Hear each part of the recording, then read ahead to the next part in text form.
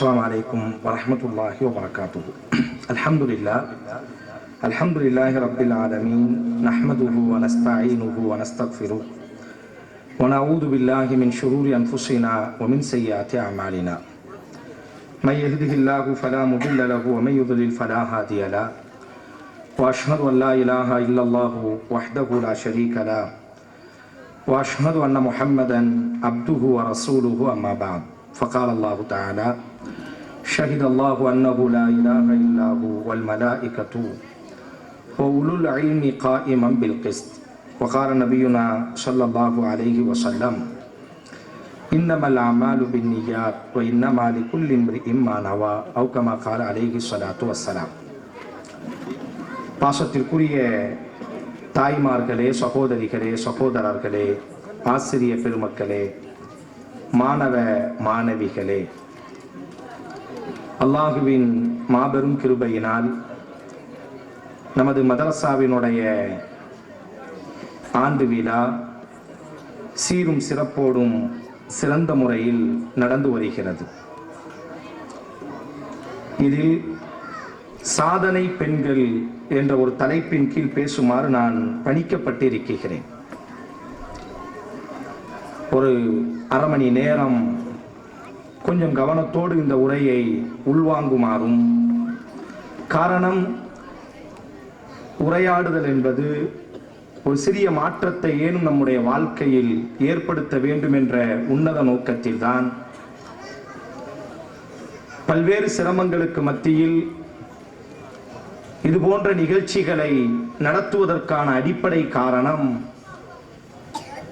முஸ்லிம் சமூகத்தில் அதிலும் குறிப்பாக பெண்களிடத்தில் ஒரு பெரிய மாற்றம் ஏற்பட வேண்டும் என்ற உன்னத நோக்கத்தில் இது போன்ற கூட்டங்கள் ஏற்பாடு செய்யப்படுகிறது.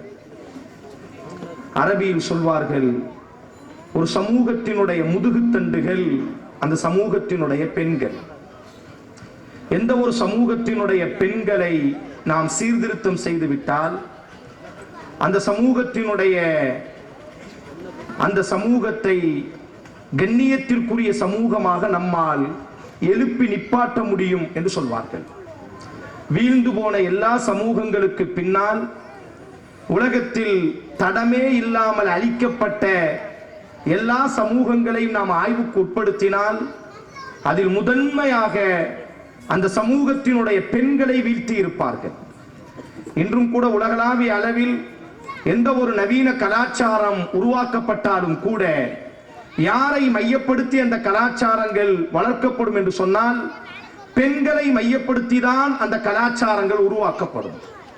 அதனால்தான் குர்ஆனோடு தொடர்பில் இருக்கக்கூடிய அன்பர்களுக்கு தெரியும், எப்படி வாழ வேண்டும் என்பதனுடைய வழிகாட்டுதலும் பெண்கள் தான், எப்படி வாழக்கூடாது என்பதற்கான முன்னோடிகளையும் இஸ்லாம் பெண்களைத்தான் தேர்வு செய்திருக்கிறது. வரபல்லாஹு மஸலன் லில்லதீன கஃபரு இம்ரஅத நூஹின் வம்ரஅத லூத்.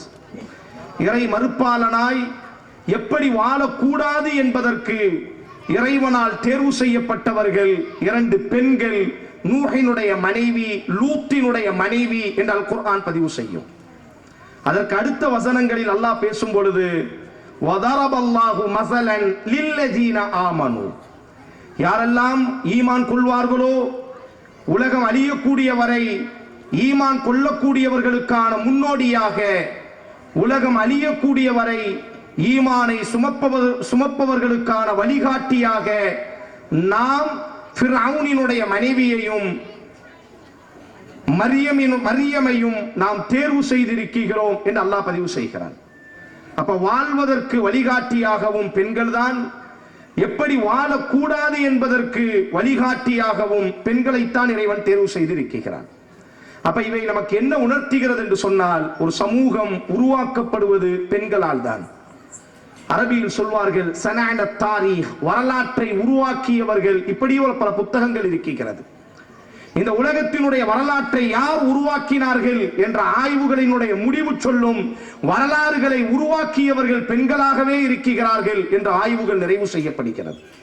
அதனால் அன்பு சகோதரிகளே, ஒரு 30 நிமிடங்கள் இஸ்லாமிய வரலாற்றில் அன்றைய காலத்திலிருந்து இன்றைய காலம் வரை எப்படிப்பட்ட சாதனை பெண்களை இஸ்லாம் உருவாக்கி இருக்கிறது. இன்றைக்கு நாம் நம்முடைய வீடுகளில் இந்த சப்தம் கேட்கக்கூடிய எந்த சகோதரனாக இருக்கட்டும், எந்த சகோதரியாக இருக்கட்டும், நமது வீட்டு பெண்களை நாம் எப்படி உருவாக்கி கொண்டிருக்கிறோம், எங்கே நாம் உருவாகி நிற்கிறோம் என்பதை ஒரு ஒப்பீடு செய்வதற்காக சில வரலாற்று தகவல்களை உங்களோடு நான் பதிந்து கொள்கிறேன். இஸ்லாமிய வரலாற்றில் இப்படி பெயர் சொல்லப்படும் அவ்வளு முஅல்லிமத் ஃபில் இஸ்லாம், இஸ்லாத்தினுடைய முதல் ஆசிரியை. வரலாற்றை புரட்டி பாருங்கள். இஸ்லாத்தினுடைய முதல் ஆசிரியர் யார் என்பதாக நாங்கள் வரலாற்றில் ஒரு கேள்வியை எழுப்பினால் ஷிஃபா பின்த் அப்துல்லா என்பதாக, அப்துல்லாவினுடைய மகள் ஷிஃபா என்பதாக நமக்கு பதில் கிடைக்கிறது. யார் இந்த ஷிஃபா? மக்காவை சார்ந்தவர்கள். ரசூலுல்லாஹி ஸல்லல்லாஹு அலைஹி வஸல்லம் அவர்கள் வாழ்ந்த காலத்தில் வாழ்ந்த ஒரு பெண்மணி. அன்றைய அரேபிய தீபகற்பம் ஆண்களும் கூட எழுதுவதை கேவலமாக பார்த்த ஒரு காலகட்டம். அரேபியர்கள் அவ்வளவு சீக்கிரமாக எழுதுவதற்கு துணிய மாட்டார்கள். அரேபியர்கள் அவ்வளவு சீக்கிரமாக படிப்பதற்கு துணிய மாட்டார்கள். அவர்கள் தங்களை எழுத படிக்க தெரியாததைத்தான் கண்ணியமாக பார்த்தவர்கள். நஹனு உம்மியூன் என்று சொல்வார்கள், நாங்கள் எழுத படிக்க தெரியாதவர்கள். அதையே அவர்கள் கண்ணியமாக பார்த்தார்கள். இன்றைக்கு எப்படி ஒரு மனிதர் படித்து பட்டங்களை வாங்கும் பொழுது நாம் பெருமையாக பார்க்கிறோமோ, அன்றைய அரேபிய ஆண்களும் கூட எழுத படிக்க தெரியாதவர்களைத்தான் கண்ணியமாக பார்த்த ஒரு காலகட்டம். அதிலும் குறிப்பாக மக்காவினுடைய நகரம் என்பது வியாபாரத்திற்கு மட்டுமே பெயர் போன நகரங்கள். சொத்துக்களை சம்பாதிப்பது, வியாபாரங்களை கைமாற்றுவது, பொருட்களை ஏற்றுமதி செய்வது, இறக்குமதி செய்வது, இதிலேயே தங்களினுடைய வாழ்வாதாரத்தை, வாழ்க்கையை அளித்த அந்த காலகட்டத்தில் ஷிஃபா என்று சொல்லக்கூடிய பெண்மணி அரேபியர்களினுடைய ஐயாமுல் ஜாஹிலியா இஸ்லாம் உருவாகுவதற்கு முன்பாகவே மக்காவிலேயே 1-2 பெண்கள் மட்டும்தான் எழுத படிக்க தெரிந்த பெண்களாக இருந்தார்கள். அதில் முதல் தரத்தினுடைய பெண்ணாக ஷிஃபா இருந்தார்கள். இஸ்லாம் அந்த பெண்ணினுடைய வாழ்வுகளுக்குள்ளாக வந்ததற்கு பிறகு நபிகள் நாயகம் ஸல்லல்லாஹு அலைஹி வஸல்லம் மதீனாவிற்கு ஹிஜ்ரத் செய்து வருகிறார்கள். இந்த பெண்மணியும் ரசூலோடு ஹிஜ்ரத் செய்து வருகிறார்கள். இந்த பெண்மணியினுடைய வீடுதான் மர்கஸாக, எழுதக்கூடிய மர்கஸாக. காரணம், இஸ்லாம் வந்ததற்கு பிறகுதான் நீங்கள் படிக்க வேண்டும். இக்ரா, நீங்கள் படிக்க வேண்டும். அஃபலா ததக்கரூன், நீங்கள் சிந்திக்க மாட்டீர்களா? அஃபலா தஅகிலூன், நீங்கள் யோசிக்க மாட்டீர்களா என்றெல்லாம் இஸ்லாம் என்ன செய்தது என்று சொன்னால் கேள்விகளை தொடுத்தது. நூன் வல் கலமி வமா யஸ்துரூன், எழுதுகோலை படைத்தவன் மீது சத்தியமாக, எந்த எழுதுகோலை நீங்கள் அவமானமாக பார்க்கிறீர்களோ அந்த எழுதுகோல் தான் படைப்பாளனால் முதன்மையாக படைக்கப்பட்டது என்பதாக கல்வியினுடைய வார்த்தைகளை இஸ்லாம் கொட்டி தீர்த்தது. ஷஹிதல்லாஹு அன்னஹு லா இலாஹ இல்லாஹு வல் மலாயிகத்து வ உலுல் இல்மி காயிமன் பில் கிஸ்த், அல்லாஹ் ஒருவன் என்று அல்லாஹ் சான்று கொடுக்கிறான், மாணவர்கள் சான்று கொடுக்கிறார்கள், கல்வியாளர்கள் சான்று கொடுக்கிறார்கள். ஆதலால் நீங்கள் கற்றுக்கொள்ளுங்கள் என்பதாக, எழுத கற்றுக்கொள்ளுங்கள், படிக்க கற்றுக்கொள்ளுங்கள் என்பதாக அன்றைக்கு இஸ்லாம் ஓங்கி முழங்கிய அந்த காலகட்டத்தில் எழுத தெரியாத நபித்தோழர்கள் ஆயிரக்கணக்கான நபர்கள், எழுதவே தெரியாத, படிக்கவே தெரியாத நபித்தோழர்கள் ஆயிரக்கணக்கான நபர்கள். அப்பொழுது இந்த ஷிஃபாவினுடைய வீடுதான் எழுத படிக்க தெரியாதவர்கள். காரணம், குர்ஆன் சொல்கிறது எழுத வேண்டும் என்பதாக. யா அய்யுஹல்லதீன ஆமனு இதா ததாயன்தும் பிதைனின், குர்ஆனினுடைய வார்த்தை, நீங்கள் கடன் வாங்கினால் ஃபக்துபுஹு, நீங்கள் எழுதிக் கொள்ளுங்கள் என்பதாக குர்ஆன் சொன்னதை எழுத கற்றுக்கொள் என்பதாக. ஆனால் இன்றைக்கு எழுதவே தெரியாத மக்கள் தான் நிரம்பி இருந்தார்கள். படிக்க வேண்டும், இக்ரா, நீ படித்தே ஆக வேண்டும் என்பதாக குர்ஆன் கட்டளையிட்டது. ஆனால் படிக்க தெரியாத நபர்கள் தான் குவிந்து கிடந்தார்கள். அப்பொழுது மாணிக்கமாக 1-2 நபர்கள் மட்டும்தான் எழுதவும் தெரியும், படிக்கவும் தெரியும். அதிலும் குறிப்பாக இந்த ஷிஃபா இருக்கிறார்களே, இவர்களினுடைய எழுத்தினுடைய அந்த முறை இருக்கிறதே, ஹத்து என்று சொல்வார்கள், மிக நேர்த்தியானதாக இருக்கும். காரணம், இவர் ஐயாமுல் ஜாஹிலியாவினுடைய காலத்திலேயே அப்துல் ஷம்ஸினுடைய பரம்பரையை சார்ந்தவள். ஆதலால் பாரம்பரியமாகவே எழுதக்கூடியவளாக, படிக்கக்கூடியவளாக வந்ததனுடைய விளைவு என்னவென்று சொன்னால், அன்றைய காலகட்டத்தில் இவளுக்கு நிகரான, இந்த பெண்ணுக்கு நிகரான ஆண்களிலும் ஒரு ஆசிரியர் கிடையாது, பெண்ணிலும் ஒரு ஆசிரியர் கிடையாது, ஆணிலும் கிடையாது. ஷிஃபா இந்த பெண்ணுக்கு நிகரான வரலாற்றை புரட்டி பாருங்கள். இந்த பெண்ணுக்கு நிகரான ஆண் ஆசிரியரும் கிடையாது, பெண் ஆசிரியரும் கிடையாது. ஒரு கட்டத்தில் ரசூலுல்லாஹி ஸல்லல்லாஹு அலைஹி வஸல்லம் அந்த பெண்ணினுடைய வீட்டை தான் கல்வி கேந்திரமாக, மர்கஸ் என்று சொன்னால் கேந்திரமாக அல்லாஹ்வின் தூதர் உருவாக்கினார்கள். அவ்வலு முஅல்லிமத்துன் ஃபில் இஸ்லாம், இஸ்லாத்தினுடைய முதல் ஆசிரியராக அல்லாஹ்வின் தூதரால் தேர்வு செய்யப்பட்டு அந்த வீட்டுக்கு தான் ஆண்களும் வருவார்கள், பெண்களும் வருவார்கள் கற்றுக்கொள்வதற்காக. அந்த வீட்டிலே கற்றுக்கொண்டவர் தான் உமரினுடைய மகன் அப்துல்லாஹ் இப்னு உமர். அந்த வீட்டிலே கற்றுக்கொண்டவர் தான் அப்பாஸினுடைய மகன் அப்துல்லா இப்னு அப்பாஸ். அந்த வீட்டிலே கற்றுக்கொண்டவர். அந்த வீட்டிலே கற்றுக்கொண்டவள் தான் உமர் ரலியல்லாஹுவினுடைய மகள் ஹப்ஸா ரலியல்லாஹ், ரசூலுல்லாஹுவினுடைய மனைவி ஹப்ஸா ரலியல்லாஹ் அந்த வீட்டிலே கற்றுக்கொண்டவர்கள். எவ்வளவு பெரிய ஒரு சாதனை! தனக்கு கல்வி இருந்தது, அந்த கல்வியை தரமாக கற்றார்கள். வரலாற்றில் ஆக பெரிய முஹத்திஸாக, முஃபக்கிஹாக, முஃபஸ்ஸிராக அறியப்பட்ட ஆயிரக்கணக்கான நபித்தோழர்களினுடைய எழுதுகோலுக்கு காரணமாக இருந்தது. வரலாறு இப்படி அந்த பெண்ணை பற்றி பதிவு செய்யும். உமர் ரலியல்லாஹுடைய ஆட்சியில இந்த அம்மா தான் சந்தையினுடைய பொறுப்பாளி.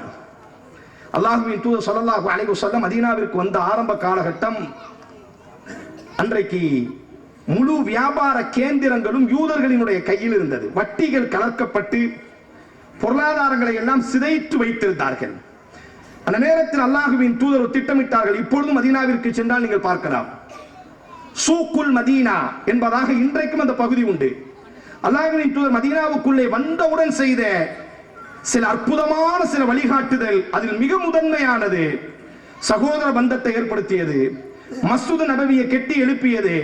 அதுக்கு பிறகு ரசூலுல்லாஹ் யோசிக்கிறாங்க, இங்கு இருக்கக்கூடிய வியாபார திட்டங்கள் எல்லாம் வட்டிகளால் சூழப்பட்டிருந்தது. யூதர்களினுடைய கையாடல், மோசடிகள், மேலே பார்த்தால் அற்புதமான பலன்கள், கையை உள்ளே விட்டோம் என்று சொன்னால் பாதிக்கப்பட்ட கெட்டுப்போன பலன்கள், தாராளமாக ஏமாற்றினார்கள். சந்தைகள் எல்லாம் ஏமாற்று பேர் வழியாக சுத்தி கொண்டிருந்த அந்த நேரம் அல்லாஹ்வின் தூதர் ஸல்லல்லாஹு அலைஹி வஸல்லம் உடனடியாக அந்த சந்தைக்கு எதிராக, இனி இப்படி ஒரு சந்தை நமக்கு வேண்டாம், நியாயத்தோடு நீதத்தோடு ஒரு சந்தை நமக்கு வேண்டும், ஒரு வியாபார களம் நமக்கு வேண்டும், ஒரு பஜார் நமக்கு வேண்டும் என்பதாக மதீனாவிலே அல்லாஹ்வின் தூதர் மஸ்ஜித் நபவிக்கு ஒட்டி ஒரு பெரிய சந்தையை உருவாக்கினார்கள். நபியினுடைய மரணத்திற்கு பிறகு அந்த சந்தையை கண்காணிக்கக்கூடிய அந்த சந்தையினுடைய தலைவியாக உமர் அவர்கள் இந்த ஷிஃபாவை தான் தேர்வு செய்தார்கள். இவர்கள் அறிவித்த ஹதீஸ் கிட்டத்தட்ட நீங்க பார்க்கலாம், இமாம் புகாரி அதபுல் முஃப்ரத்னு ஒரு புத்தகம் இருக்கு, அபூதாவுது, நசாயி, அஹ்மது, இந்த மாதிரி புத்தகங்களில் எல்லாம் இந்த அம்மா அறிவித்த ஹதீஸை பார்க்கலாம். இதெல்லாம் பிரச்சனையே கிடையாது. இந்த அம்மாவினுடைய சாதனை இது அல்ல. இதற்கு பிறகு ஒரு சாதனை இருக்கிறது. இந்த அம்மாவுக்கு ஒரு மகன் இருந்தார், சுலைமான் என்ற ஒரு மகன் இருந்தார். நீங்க உங்க வீடுகளுக்கு சென்று கொஞ்சம் அரபு மொழியினுடைய பாண்டித்துவம் தெரியும் என்று சொன்னால், கொஞ்சம் நாங்கள் ஆய்வு செய்தால், அய்மத்துல் லதீன கானூ யுஸல்லூன கியாமு ரமதான் ஃபீ மதீனத்தி கிலாஃபத்தி உமர், உமரினுடைய காலகட்டத்தில் மஸ்ஜித் நபவியில தராவீஹ் தொழுவதற்காக உமரால் நியமிக்கப்பட்ட ஹாஃபிதுகள், அதுல முதல் நபர் உபய் இப்னு கஅப், இரண்டாவது தமீமுத்தாரி, மூன்றாவது சுலைமான் என்ற இந்த ஷிஃபா பெற்றெடுத்த மகன் தான் அந்த பள்ளியினுடைய மிகச்சிறந்த காரி. முன்னால் சொன்னேன் அல்லவா, தமீமுத்தாரியும் உபய் இப்னு கஅபும் அவர்கள் எல்லாம் முதியவர்கள். ஆனால் இந்த சுலைமான் இருக்கிறாரே வாலிப வயதுடையவர், இவரினுடைய குரல் மிக அழகாக இருந்தது என்பதாக வரலாறு நாம் பார்க்கிறோம். தானும் உருவாகினால் தன்னுடைய மகனை ஹாஃபிதாக ஆக்கி மஸ்ஜித் நபவியிலே தொழுகை நடத்தக்கூடிய ரமதானிலே தராவீஹ் அப்பொழுதுதான் உருவாக்கப்பட்டது. யாரால் தராவீஹ் உருவாக்கப்பட்டதோ அந்த உருவாக்கத்தினுடைய முதல் இமாமாக நின்று நபியினுடைய முஸல்லாவை அலங்கரித்தவர் சுலைமான். வரலாறு பதிவு செய்யும் கிட்டத்தட்ட 80 வருட காலம் ரசூலினுடைய முஸல்லாவையே அழகுபடுத்திக் கொண்டிருந்தார். ஒரு தாயினுடைய உருவாக்கம். அவள் கற்றுக்கொண்டால், பிறருக்கு கற்றுக் கொடுத்தால், தன்னுடைய மகனையும் சேர்த்து கற்றுக் கொடுத்தால், வரலாற்றில் உமர் போன்ற பெரும் பெரும் நபித்தோழர்கள் எல்லாம் இவருக்கு பின்னால் நின்று உமரினுடைய ஆட்சியில் இவர்தான் பள்ளியினுடைய ஹாஃபிஸ். உஸ்மான் ரலியல்லாஹு அன்ஹுடைய ஆட்சியில் இவர்தான் ஹாஃபிஸ், அலி ரலியல்லாஹு அன்ஹுடைய ஆட்சியில இவர்தான் ஹாஃபிஸ்.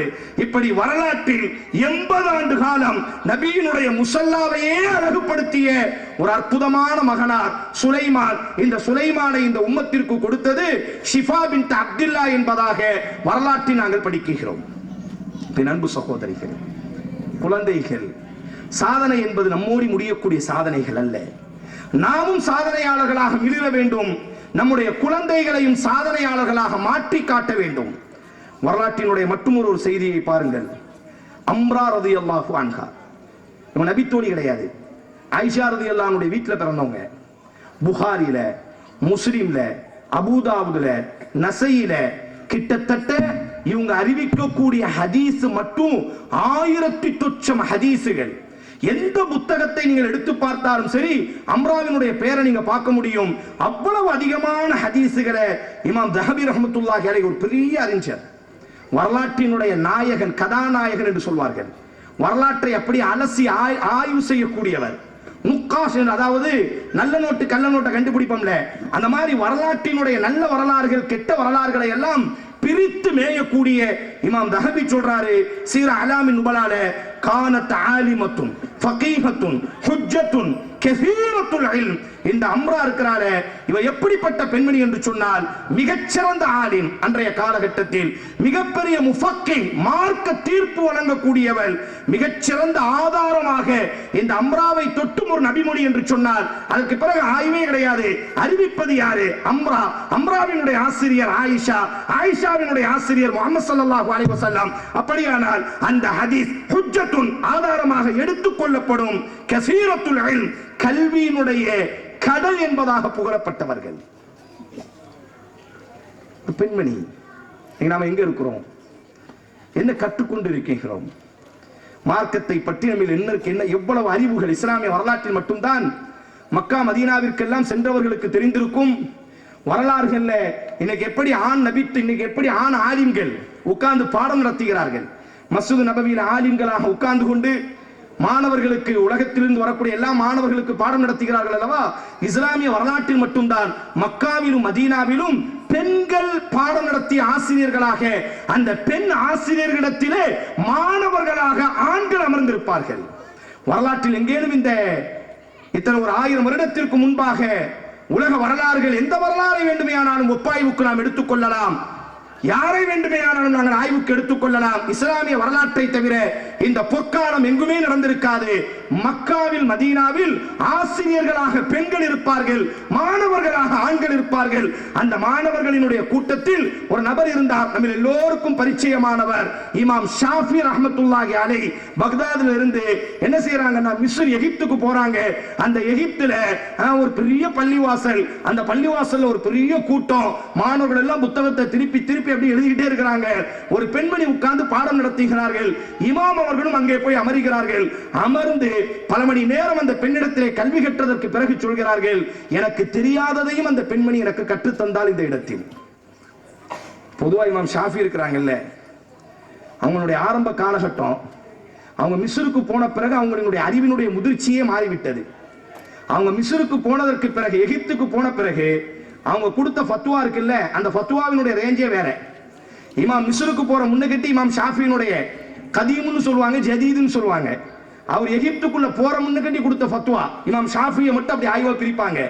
ஏன்னா இமாம் ஷாஃபியே என்ன செஞ்சாங்க, எகிப்திற்கு போற முன்னகட்டி கொடுத்த ஃபத்வாக்களை எகிப்திற்கு போனதற்கு பிறகு மாற்றிக்கொண்டார்கள், வாபஸ் வாங்கினார்கள். அப்ப அந்த இமாம் சொல்றாங்க, அவ்வளவு பெரிய எகிப்துக்கு போகும்பொழுதே கல்வியினுடைய ராஜாவாக நுழைந்தவர்கள் இமாம் ஷாஃபி ரஹ்மத்துல்லாஹி அலைஹி அவர்கள்.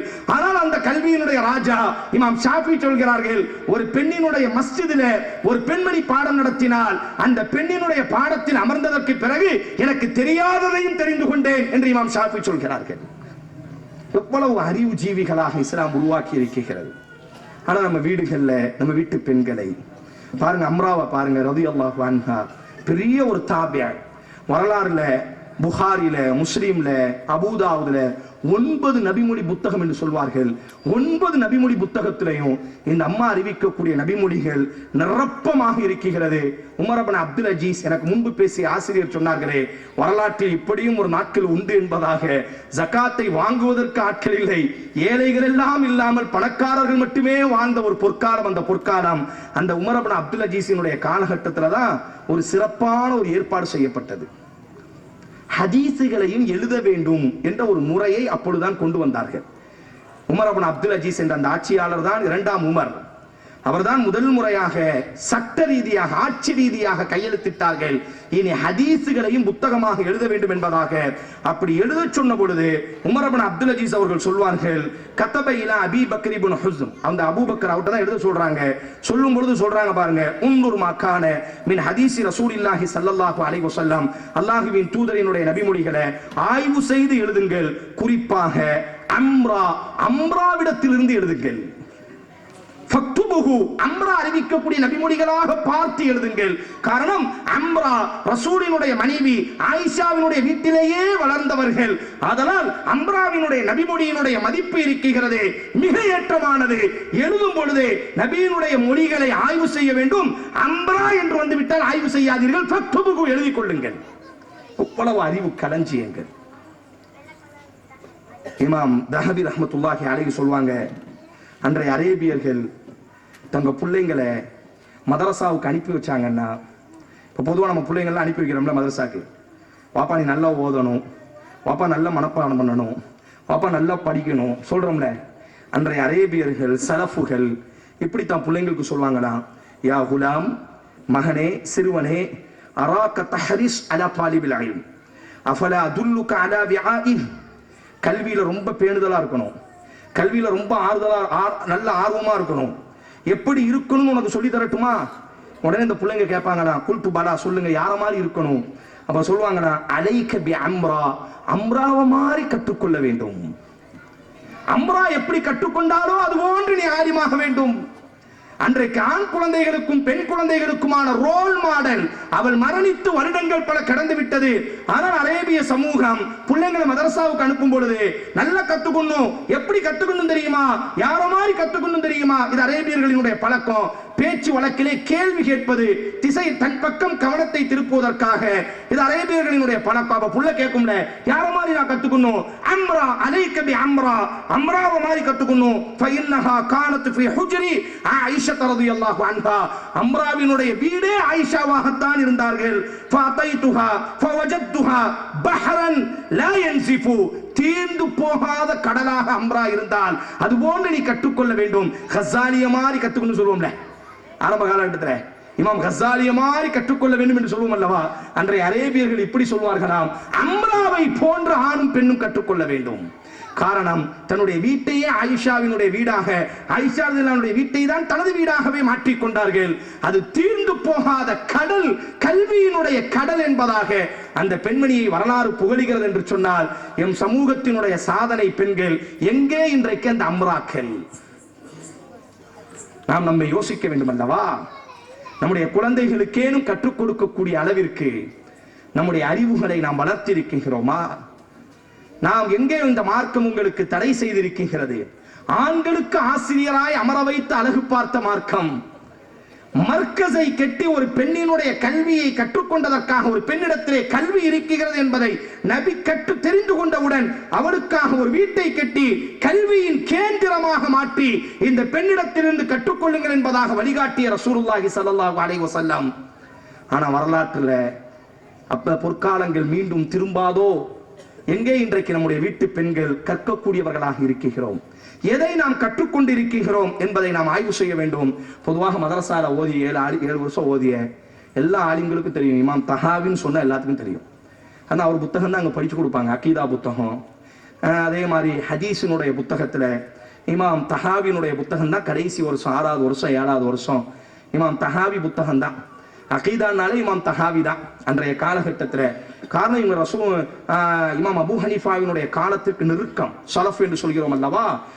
பின்னால் எழுதப்பட்ட அகீதா புத்தகங்களுக்கும் இந்த புத்தகத்துக்கும் ஆகப்பெரிய பாரிய வேறுபாடு உண்டு. காரணம், இந்த புத்தகம் இருக்கிறது நபித்தோழர்களினுடைய காலத்திற்கு நெருக்கத்தில் வாழ்ந்த இமாம் தஹாவி. அந்த இமாம் தஹாவி அவங்களினுடைய அந்த கிதாபு தஹாவின்னு ஒரு புத்தகம் உண்டு. அந்த புத்தகத்தை அவர் எழுதவே இல்லை. அந்த புத்தகத்தை இன்னைக்கு வரை அந்த புத்தகத்து பேர் கிதாபு தஹாவி தான். எல்லா மதரசாலையும் அந்த புத்தகம் என்ன செய்யப்படும், ஓதி கொடுக்கப்படும். ஹதீஸா இருக்கட்டும், அகீதாவா இருக்கட்டும், இமாம் தஹாவியை ஒரு முறையேனும் தொட்டு தடவி இருக்க வேண்டும். அந்த புத்தகத்தை எழுதியது யாருன்னு பார்த்தா இமாம் தஹாவியே கிடையாது. இமாம் தஹாவிக்கு ஒரு பெண் குழந்தை இருந்துச்சு. அந்த புள்ள என்ன செய்வான்னா இமாம் தஹாவியை விட நல்ல அழகா எழுதுவா. அந்த எழுத்தினுடைய கை ரொம்ப அழகா இருக்கும், பார்ப்பதற்கு மிக அற்புதமா இருக்கும். இமாம் தஹாவி என்ன செய்வாங்கன்னா சொல்லிக்கிட்டே இருப்பாங்க, மகள் எழுதி கொண்டே இருப்பாள். அந்த புத்தகத்திலேயே அது வரும். அந்த புத்தகத்தினுடைய கதாநாயகன் இமாமாக இருப்பார், தஹாவியா இருப்பாரு. ஆனா அந்த புத்தகத்தை தொகுத்தது யார் என்று சொன்னால் எப்படிப்பட்ட ஒரு கட்டமைப்பு, குடும்ப கட்டமைப்பு பாருங்க. வாப்பா பெரிய ஆலிம், வாப்பாவினுடைய இல்முக்கு உதவக்கூடிய அளவிற்கு மகளும் ஒரு பெரிய ஆலிம். வாப்பா சொல்வது மகள் எழுதுவது, வாப்பா முன்னால் அமர்ந்திருக்க ஆசிரியராக இருக்க மகள் வாப்பாவிடத்திலே குர்ஆனை ஒப்பிப்பது, மகள் பெரிய ஹாஃபிதாக இருக்க மகளுக்கு பாடம் கேட்பது, எவ்வளவு பெரிய ஒரு பாக்கியம் இமாம் தஹாவியினுடைய வாழ்க்கை. இமாம் இப்னு ஜௌசி சொல்லவே வேண்டாம். இந்த பெயர்லாம் சொல்லும் பொழுது கொஞ்சம் ஆச்சரியமா இருந்துச்சுன்னா கொஞ்சம் கூகுள்ல தட்டி பாருங்க. இமாம் இப்னு ஜௌசி இருக்கிறாரு, இஸ்லாமிய வரலாற்றினுடைய ஆகப்பெரிய இமாம். தன்னுடைய அடிப்படை மார்க்க கல்வியை, அடிப்படை மார்க்க கல்வினா இன்னைக்கு நாமெல்லாம் அடிப்படை மார்க்க கல்வினா அலிப்பான்னு சொல்றோம்ல. ஆனா இமாம்களினுடைய காலத்துல அடிப்படை மார்க்கம் அது கிடையாது.